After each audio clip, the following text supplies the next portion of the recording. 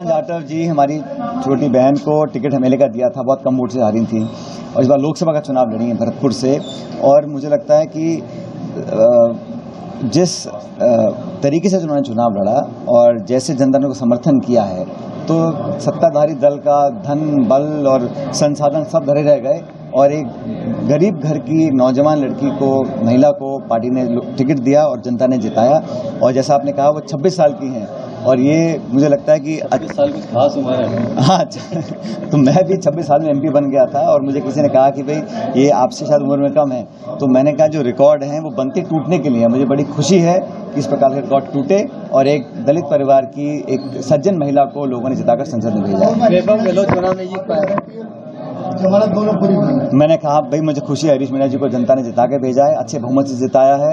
मैं जनता का साधुवाद करता हूं, धन्यवाद करता हूं। और मेरे क्योंकि मैं यहाँ से विधायक हूं, मेरे आग्रह पर, मेरे वोट की अपील पर लोगों ने मोहर लगाई है और अच्छे बहुमत से जिता कर भेजा। गहलोत चुनाव नहीं जीत पाए, सीट बदल के वो कई जगह हम नहीं जीते हैं, लेकिन और मेहनत करेंगे अगली बार। पिछली बार भी वो नहीं जीत पाए थे, इस बार भी जीत हासिल नहीं कर पाए, लेकिन अगली बार और मेहनत करेंगे और कहीं से जीत के आएंगे। इंडिया गठबंधन का जो प्रदर्शन रहा है उसे किस तरह देखते हैं आप? देखिए, ये जो मैंडेट है, जो 4 तारीख को मतगणना हुई है, चुनाव के परिणाम आए हैं, उसका सारांश आप देखेंगे तो एक बड़ा सिंपल, क्लियर, स्पष्ट संदेश लोगों ने इस चुनाव के माध्यम से दिया है। भारतीय जनता पार्टी चुनाव से पहले 303 सीटों पर थी लोकसभा की, और क्लेम उन्होंने किया सदन के अंदर 370 और गठबंधन के लिए 400। तो भाजपा के लगभग 65-70 सांसद कम हुए हैं और 400 की बात करने वाली अब 200 कुछ पे आके मामला अटक गया है। तो ये जो मैंडेट है, ये मुझे लगता है कि सरकार की नीतियों के खिलाफ है। और जिस प्रकार की राजनीति का परिचय पिछले 10 साल में दिया है देश में भाजपा की सरकार ने, प्रतिशोध की भावना का, बदले की भावना का, विपक्ष की आवाज़ को दबाने का, निर्वाचित मुख्यमंत्रियों को जेल में डालने का, कांग्रेस पार्टी के बैंक के खाते सीज करने का चलते चुनाव में, ये जो राजनीति हुई 10 साल की, इस राजनीति के खिलाफ ये मैंडेट है।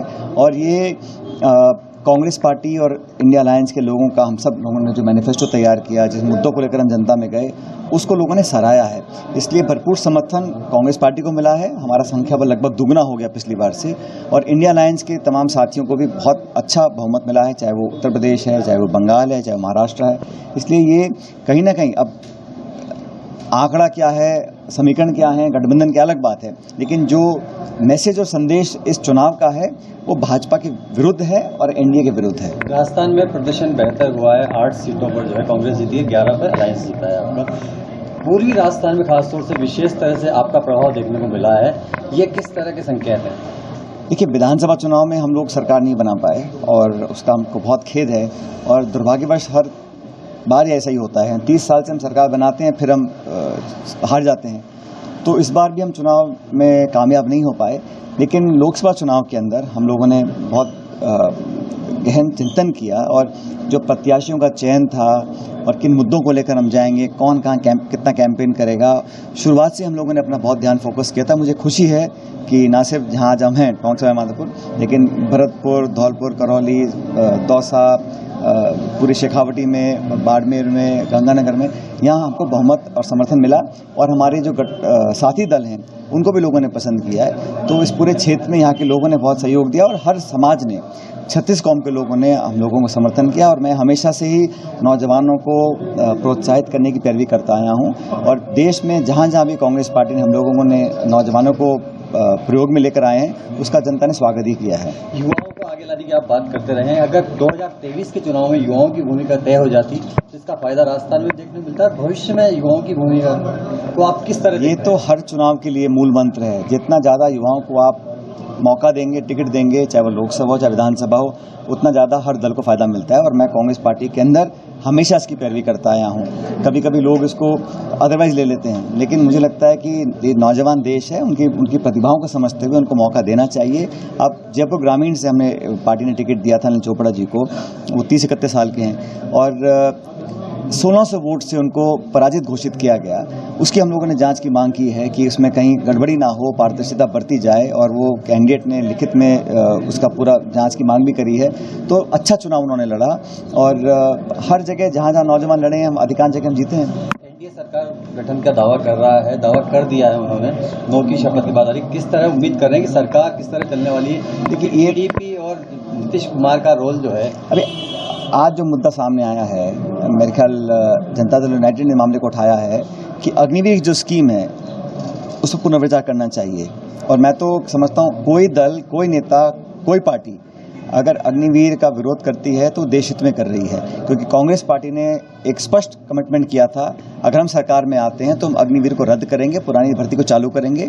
देश में जो लोग फौज में भर्ती होना चाहते हैं उनको वंचित रखा जाए, ये गलत है। और बिना चर्चा के, बिना संवाद किए, बिना विचार विमर्श किए, बिना एक्सपर्ट्स की राय लिए आपने इस स्कीम को थोप दिया और सारी पुरानी भर्ती बंद कर दी, वो मैं समझता हूँ गलत है।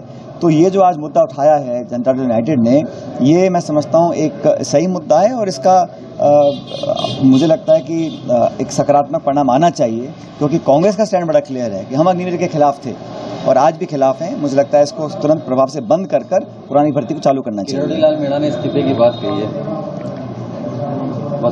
कई सीटों पे हम चुनाव नहीं जीत पाए हैं और वहाँ पर और हमें मेहनत करने की ज़रूरत है, लेकिन कुछ ऐसी सीटें हैं जहाँ पर हम लोग कठिन सीटें थी, वहाँ पर भी हम लोग जीते हैं। जैसे बाड़मेर की सीट है, बॉर्डर की सीट है,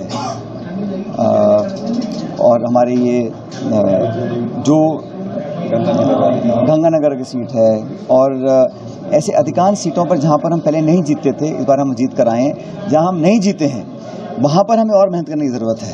और हम लोग एक सीट जीते हैं गुजरात के अंदर, बनासकांठा, वो भी एक शुरुआत है, पहले वहाँ हम नहीं जीत पाए थे। लेकिन जहाँ जहाँ हम सीट नहीं जीते हैं वहाँ पर हम और मेहनत करेंगे और हार का अंतर भी कम हुआ है, लेकिन अभी आने वाले समय में हम संगठन को और मजबूत करेंगे और आगे जीतेंगे।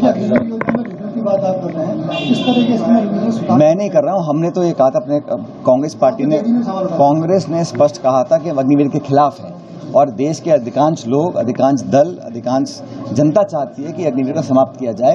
अब जिस भी दल ने इस बात को उठाया है, मुझे लगता है सोच समझ के उठाया होगा और हमारा स्टैंड यही है कि जो अग्निवीर के विरोध में रहेगा उसका हम स्वागत करेंगे। ये पुरानी भर्ती चालू करनी पड़ेगी, ये हमारा स्टैंड रहा और कांग्रेस पार्टी स्टैंड को उठाएगी, सदन के अंदर, सदन के बाहर। पायलट साहब, 8 सीटों पर जहां कांग्रेस ने जीत हासिल की, सभी जगह आपने प्रचार किया है।